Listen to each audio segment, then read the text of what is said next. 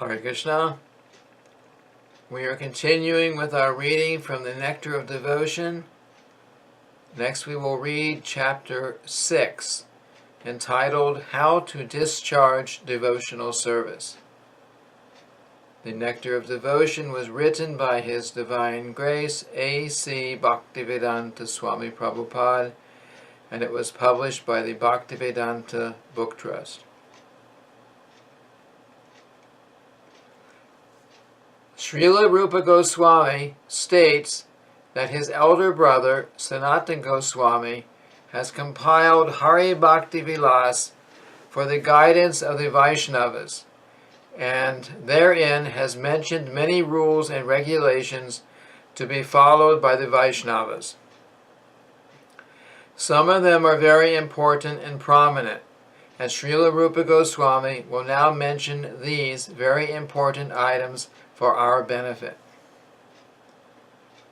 The purport of this statement is that Srila Rupa Goswami proposes to mention only basic principles, not details.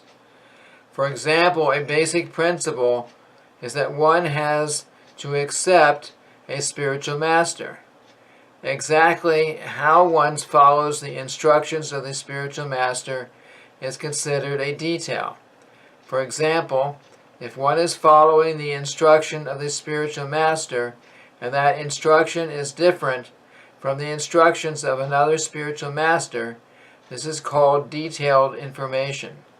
But the basic principle of acceptance of a spiritual master is good everywhere, although the details may be different. Srila Rupa Goswami does not wish to enter into details here, but wants to place before us only the principles. He mentions the basic principles as follows. 1. Accepting the shelter of the lotus feet of a bona fide spiritual master. 2. Becoming initiated by the spiritual master and learning how to discharge devotional service from him. 3. Obeying the orders of the spiritual master with faith and devotion.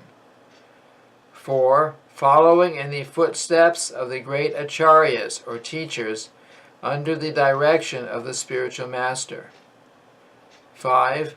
Inquiring from the spiritual master how to advance in Krishna consciousness.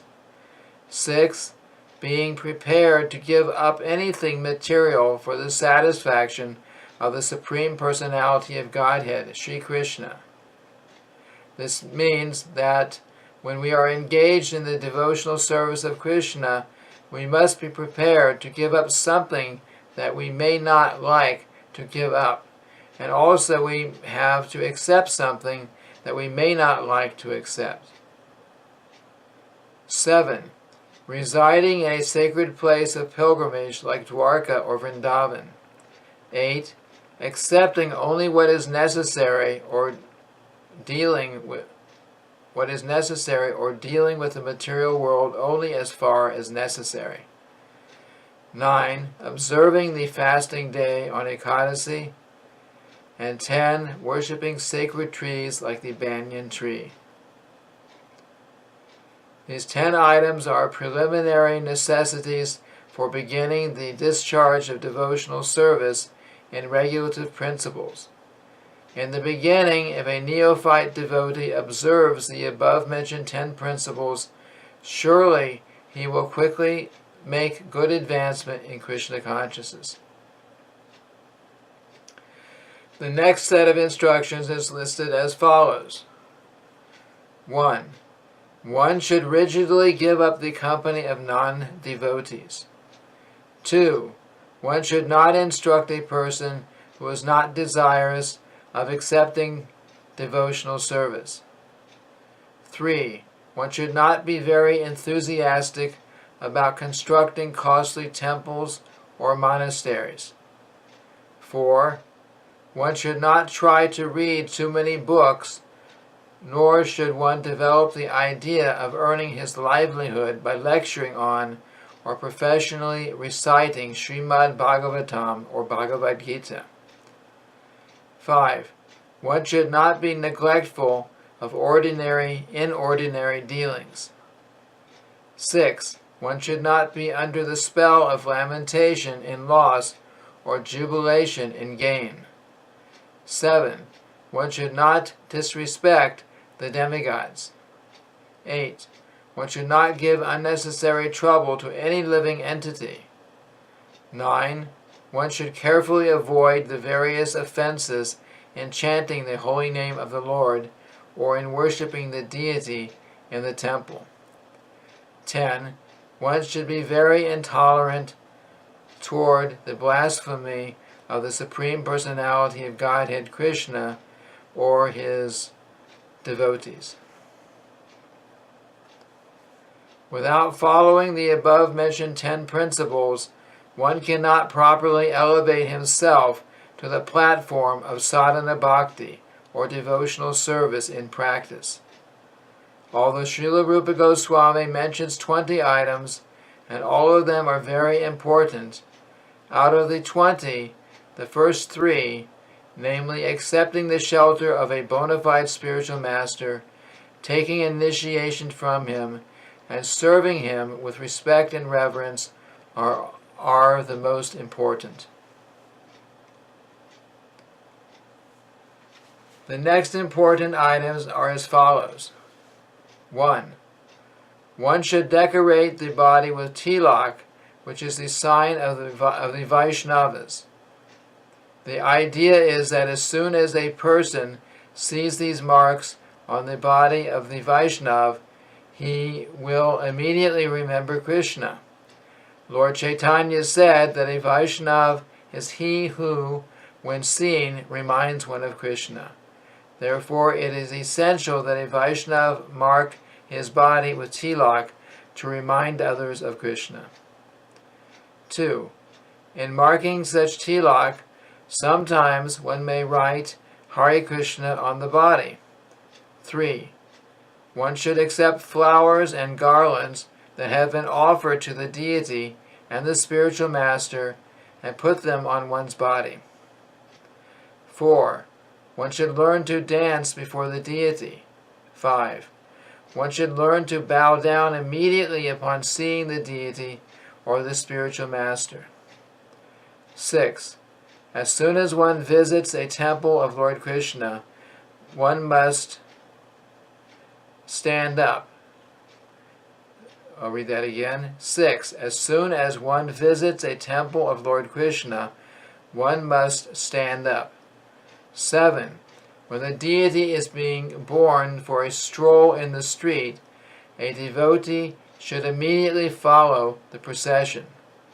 In this connection, it may be noted that in India, especially in Vishnu temples, the system is that apart from the big deity who is permanently situated in the main area of the temple, there is a set of smaller deities that are taken in procession in the evening.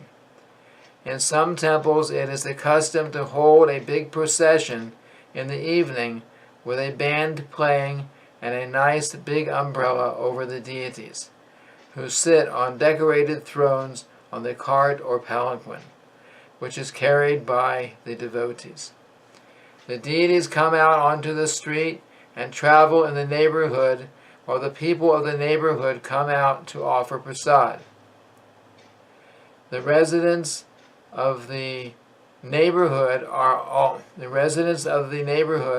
all follow the procession, so it is a very nice scene. When the deity is coming out, the servitors in the temple put forward the daily accounts before them. So much was the collection, so much was the expenditure. The whole idea is that the deity is considered to be the proprietor of the whole establishment, and all the priests and other people taking care of the temple are considered to be the servants of the deity. The system is very, very old and is still followed. So therefore it is mentioned here that when the deity is on stroll, the people should follow behind. Number 8. A devotee must visit a Vishnu temple at least once or twice every day, morning and evening. In Vrindavan, this system is followed very strictly. All the devotees in town go every morning and evening to visit different temples. Therefore, during these times, there are considerable crowds all over the city. There are about 5,000 temples in Vrindavan city. Of course, it is not possible to visit all the temples, but there are at least 12 very big and important temples which were started by the Goswamis and which should be visited. 9. One must circumambulate the temple building at least 3 times. In every temple there is an arrangement to go around the temple at least 3 times.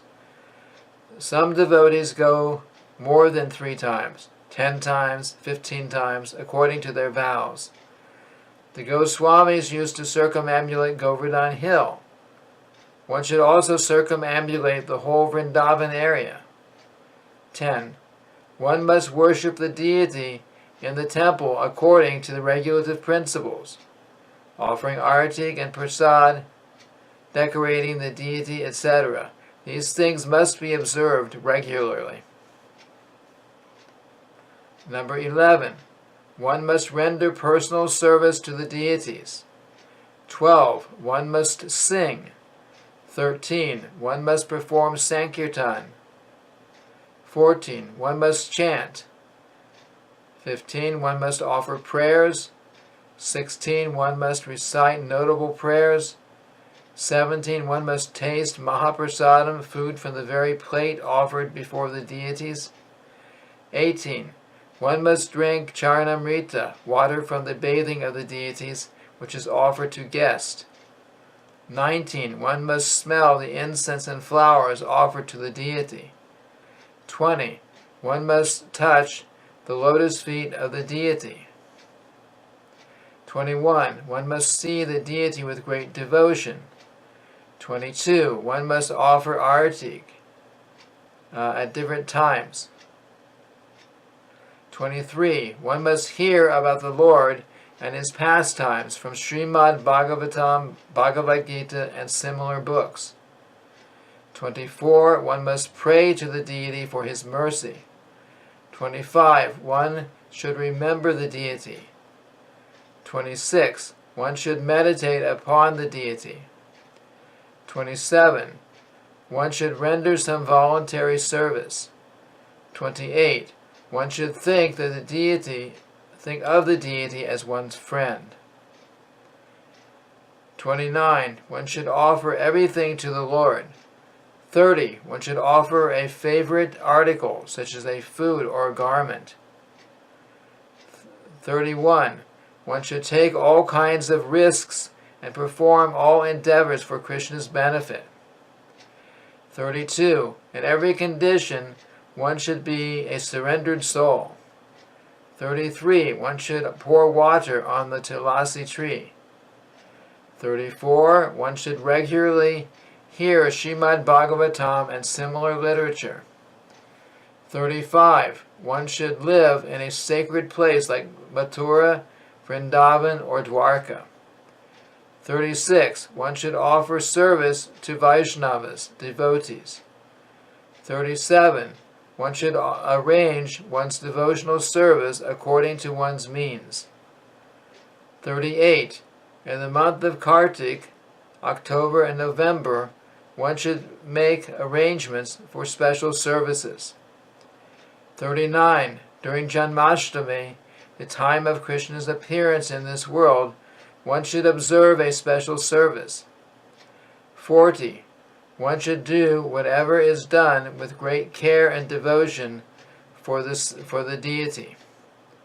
41. One should relish the pleasure of Bhagavatam reading among devotees and not among outsiders. 42. One should associate with devotees who are considered more advanced.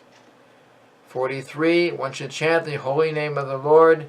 44. One should live in the jurisdiction of Mathura. Now the total regulative principles come to an aggregate of 64 items. As we have mentioned, the first are the primary 10 regulative principles. Then come the second 10 regulative principles, and added to these are 44 other activities. So altogether, there are 64 items for discharging the regulative practice of devotional service. Out of these 64 items, 5 items, namely worshiping the deity, hearing Srimad Bhagavatam, associating among the devotees, Sankirtan, and living in Mathura, are very important. The 64 items of devotional service should include all of our activities of body, mind, and speech. As stated in the beginning, the regulative principle of devotional service enjoins that all of our senses must be employed in the service of the Lord.